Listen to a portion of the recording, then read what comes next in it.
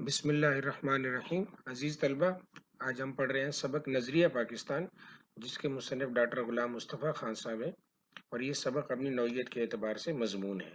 سبق پڑھنے سے پہلے تھوڑی سی وضاحت ہے کہ اس سبق کو آپ 10th کلاس میں بھی پڑھ چکے ہیں، ٹھیک ہے؟ یہ وہی سبق ہے، بس اس میں تھوڑا سا اضافہ ہے، تھوڑا سا فرق ہے، لیکن بنیادی طور پر جو اصل بات ہے وہ ساری کی ساری وہی ہے۔ تو یہی وجہ ہے کہ اس سبق کو میں نے پڑھتے ہوئے تھوڑی سی سپیڈ لگائی ہے، تاکہ چونکہ اس کا بیک گراؤنڈ وغیرہ آپ 10th کلاس میں پڑھا ہے اور آپ کو اندازہ ہے سارا اس کا، بیچ میں میں نے کہیں کہیں سے اس کو ایکسپلین بھی کیا ہے، ٹھیک۔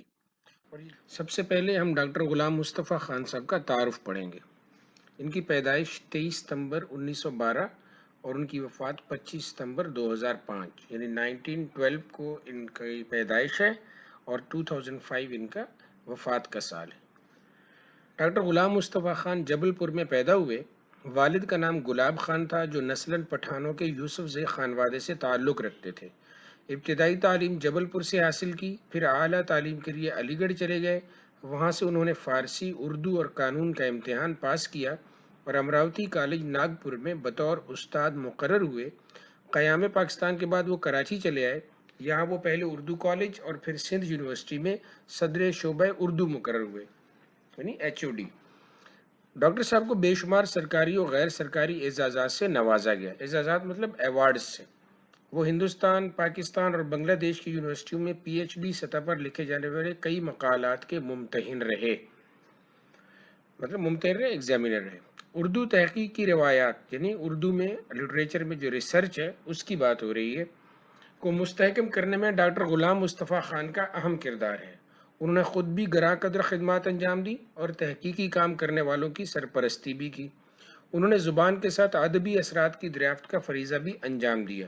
ڈاکٹر صاحب کا اسلوب سادہ اور سلیس ہے۔ اسلوب مطلب انداز بیان، چھوٹے چھوٹے جملوں میں معنی اور مطلب کی پوری وضاحت کر دیتے تھے۔ دینی معلوماتوں، علمی، ادبی یا تحقیقی، ان کا انداز بیان توضیحی اور تشریحی تھا، یعنی وہ ایکسپلین کرتے تھے، واضح کرتے تھے بات کو۔ وہ دقیق خیالات کو بڑی آسانی اور روانی سے قلم بند کرتے تھے۔ انکسار اور سادہ بیانی ان کے اسلوب کا حصہ ہے۔ فارسی میں ان کی مہارت مسلم الثبوت ہے، یعنی تسلیم شدہ ہے۔ ان کی تصانیف ہیں، کچھ کتابوں کے نام ہیں: علمی نقوش، تاریخ اسلاف، ادبی جائزے، تحقیقی جائزے، تاریخ بہرام شاہ، سرگزشت کابل، چند فارسی شعرا، سرگزشت کابل، چند فارسی شعرا، بر صغیر میں فارسی ادب، اقبال اور قرآن، معارف اقبال، مطالب اقبال، مقدمات ڈاکٹر غلام مصطفیٰ خان، ہمارا تلفظ، جامع القواعد۔ اب سبق ہے نظریہ پاکستان۔ مسلمانوں نے ہمیشہ رواداری کو اپنا شیوا بنایا، لیکن جب کفر و الحاد اپنا غلبہ حاصل کرنا چاہتا ہے تو مسلمان اس کے مقابلے کے لیے ڈٹ کر کھڑا ہو جاتا ہے۔ رواداری یعنی نرمی، برداشت۔ شیوا بنایا مطلب عادت بنائی۔ کفر و الحاد مطلب بے دینی۔ غلبہ حاصل کرنا چاہتا ہے تو مسلمان اس کے مقابلے کے لیے ڈٹ کر کھڑا ہو جاتا ہے۔ بادشاہ اکبر کی بلا وجہ رواداری اور ملکی سیاست میں ہندوؤں کے عمل دخل کی وجہ سے ملک میں کافرانہ طور طریقے اس قدر رائج ہو گئے تھے کہ مسلمانوں کی آزادی خود ان کے دینی معاملات میں بھی ختم ہو گئی تھی۔ چنانچہ اکبر کے آخری دور میں اسلام کی سربلندی کے لیے حضرت مجدد الف ثانی کھڑے ہوئے۔ آپ نے جہانگیر کے زمانے میں محض دین کی خاطر قید و بند کی سختیاں جھیلیں اور اسلامی قدروں کو نئے سرے سے فروغ دیا۔ ان کے اثر سے شاہ جہان اور اس کے بعد اس کا بیٹا اورنگزیب دین کا خادم بنا، لیکن اورنگزیب کے بعد ہی اس کے بیٹوں کی باہمی نفاق اور کمزوری کی وجہ سے مغلیہ سلطنت کا زوال شروع ہو گیا۔ مرہٹوں اور ہندوؤں کے کئی گروہوں نے سر اٹھایا، انگریزوں نے اپنے قدم جمائے اور ملک میں انتشار پھیل گیا، افراتفری پھیل گئی۔ لیکن ایسے گئے گزرے حالات میں بھی قوم کو فروغ دینے اور اسلام کو سر بلند کرنے کے لیے کوششیں جاری رہیں۔ چنانچہ میسور کے سلطان حیدر علی اور اس کے بیٹے سلطان ٹیپو نے نہ صرف ہندوؤں اور انگریزوں کا مقابلہ کیا، بلکہ افغانستان، ترکی اور پھر فرانس کو بھی اپنے ساتھ شامل کرنے کی کوشش کی، لیکن ملک کے دوسرے سرداروں نے ساتھ نہیں دیا اور انہیں کامیابی حاصل نہ ہو سکی۔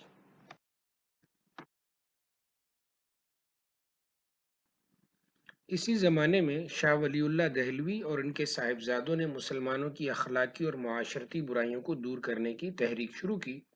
پھر ان کے پوتے شاہ اسماعیل نے اپنے مرشد سید احمد بریلوی کے ساتھ اسلامی اصولوں کو دوبارہ رائج کرنے اور ملک کو غلامی سے آزاد کرانے کی کوشش میں 1831 میں اپنی جانیں قربان کر دیں۔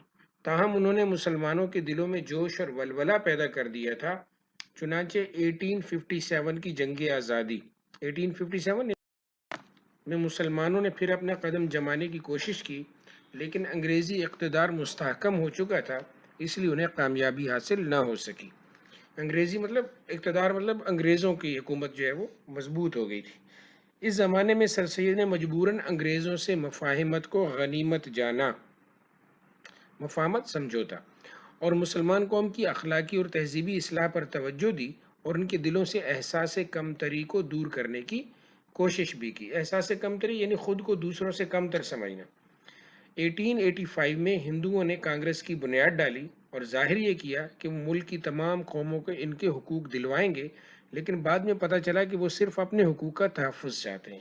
یہ جن ہندوؤں کی بات یہاں پہ کی گئی ہے، یہ مطلب سرمایہ دار، مالدار اور شدت پسند ہندو تھے، جن کا مقصد مسلمانوں کو ٹھیس پہنچانا تھا۔ یہ تمام کمیونٹی ہندوؤں کی، ان کی بات یہاں پہ نہیں ہے۔ انہوں نے مسلمانوں کو ان کے کاروبار سے بھی محروم کرنے کی کوشش کی اور وہ سرکاری ملازمتوں پر بھی قابض ہو گئے۔ نیز انہوں نے مسلمانوں کی مشترکہ زبان اردو کے مقابلے میں ہندی کو قائم کر دیا۔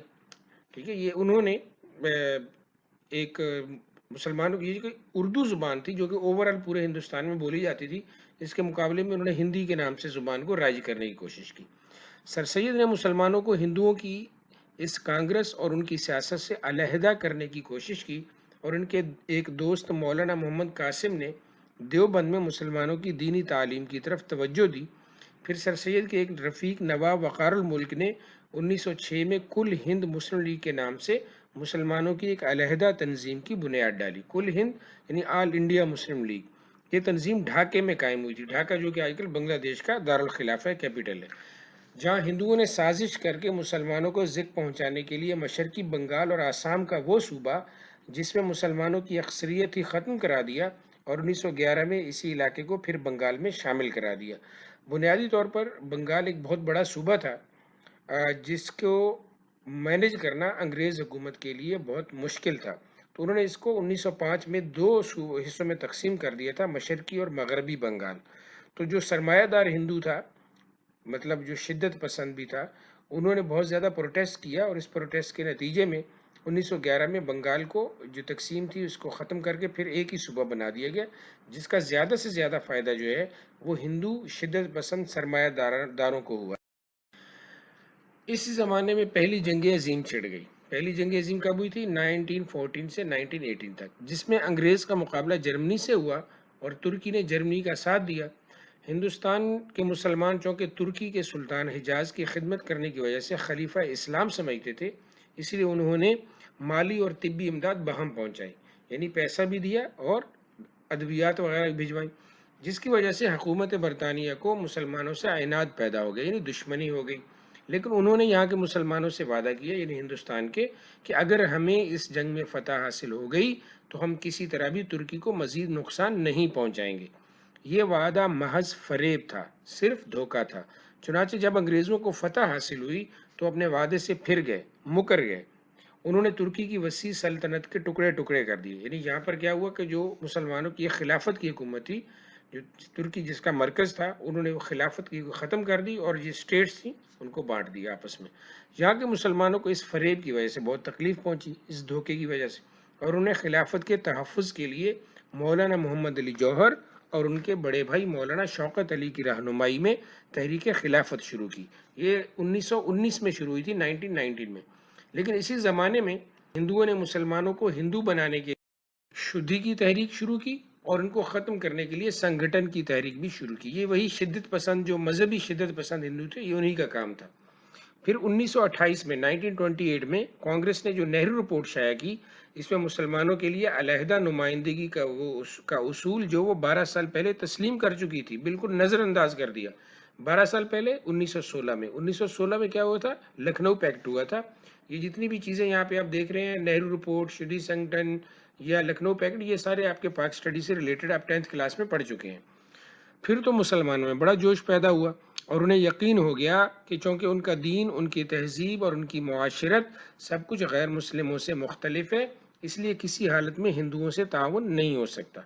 چنانچہ 1930 میں مسلم لیگ کے الہ آباد والے اجلاس میں علامہ اقبال نے مسلمانوں کے لیے ایک علیحدہ وطن پاکستان بنانے کی تجویز پیش کی.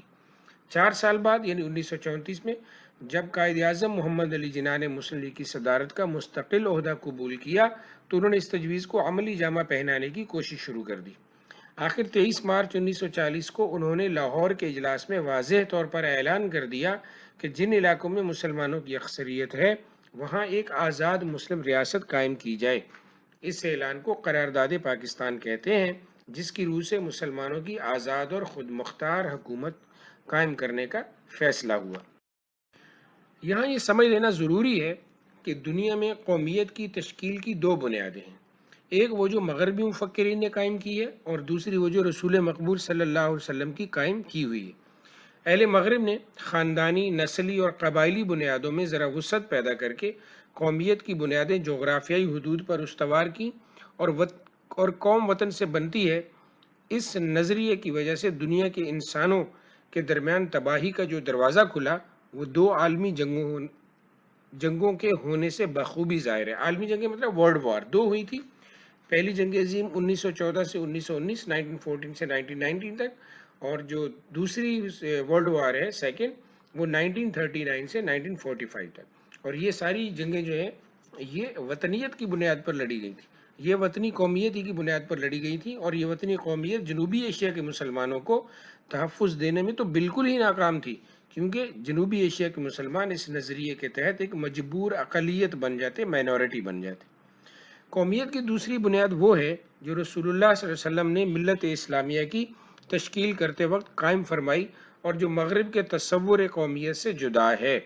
جیسا کہ علامہ اقبال نے بھی فرمایا، اپنی ملت پہ قیاس اقوام مغرب سے نہ کر، خاص ہے ترقیب میں قوم رسول ہاشمی. قیاس کہتے ہیں اندازے کو، ٹھیک ہے، یعنی اپنی ملت کا اندازہ یا موازنہ وہ یورپ کے ساتھ مت کرو، یورپی اقوام کے ساتھ مت کرو. ہمارا جو مسلمانوں کا ہے ان کے لیے جو خاص طریقہ ہے وہ ہے نبی صلی اللہ علیہ وسلم کی قوم بن کر رہنا. ان کی جمعیت کا ہے ملک و نسب پر انحصار، قوت مذہب سے مستحکم ہے جمعیت تیری. ان کی جمعیت کا یعنی اہل یورپ کی جو جماعت ہے ان کا تو انحصار ہی سارا خاندان پر ہے، ملکوں پر ہے، بارڈر پر ہے، جغرافیے پر ہے. جبکہ جو مسلمان ہیں ان کی جو جماعت ہے اس کو مضبوطی صرف مذہب سے ہے، یعنی پوری دنیا کے جتنے مسلمان ہیں وہ ایک قوم ہے. ٹھیک ہے، مسلمانوں کی قومیت ایک نظریاتی قومیت ہے جو لا الہ الا اللہ پر قائم ہے، یعنی یہ کہ نسل، رنگ اور وطن کی بنیاد پر نہیں بلکہ ایک نظریے، ایک عقیدے اور ایک کلمے کی بنیاد پر وجود میں آئی ہے. اور اس نظریاتی پہلو کو نمایاں کرنے کے لیے اسے ملت کہا گیا ہے. ایسی نظریاتی قومیت میں ہر نسل، ہر رنگ اور ہر جغرافیائی خطے کے لوگوں کے لیے جگہ ہوتی ہے.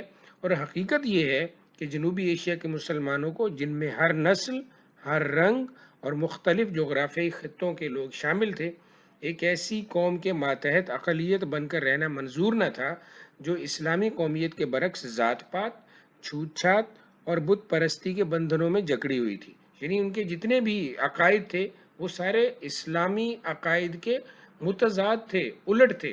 یوں سمجھ لیجئے کہ جو ان کے ہیروز ہیں وہ مسلمانوں کے نزدیک ولن تھے، ٹھیک ہے، مسلمانوں نے ان کا خاتمہ کیا ہوا تھا، اور جو مسلمانوں کے ہیروز تھے وہ ان کے نزدیک ولن تھے.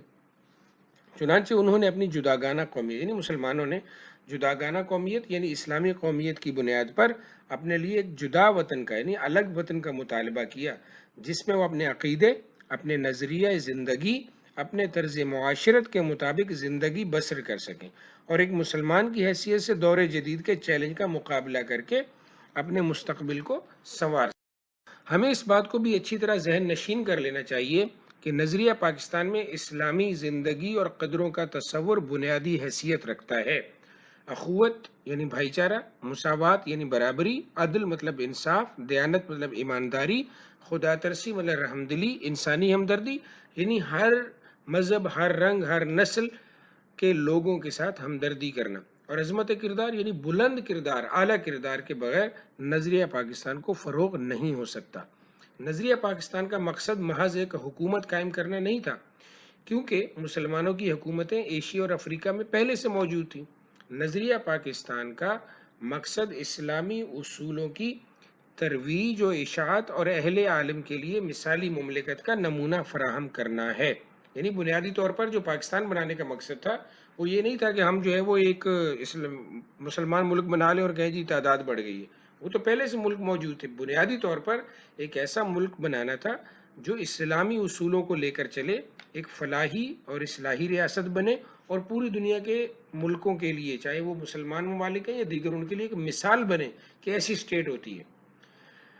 پاکستان قائم کرنے کا فیصلہ ہندوؤں کو بہت ناگوار گزرا۔ انہوں نے پوری کوشش کی کہ یہ مملکت قائم نہ ہونے پائے۔ ان کے پاس دولت اور طاقت تھی، جنوبی ایشیا میں ان کی اکثریت تھی، لیکن چونکہ قیام پاکستان کا مطالبہ حق اور انصاف پر مبنی تھا، اس لیے حکومت برطانیہ کو مجبور ہونا پڑا، اور قائد اعظم محمد علی جناح کی پرخلوص قیادت، مسلمانوں کے یقین، اتحاد اور عمل پیہم کی وجہ سے، یعنی مسلسل جد و جہد کی وجہ سے، 14 اگست 1947 14 اگست 1947 کو پاکستان معرض وجود میں آ گیا، یعنی دنیا میں قائم ہو گیا۔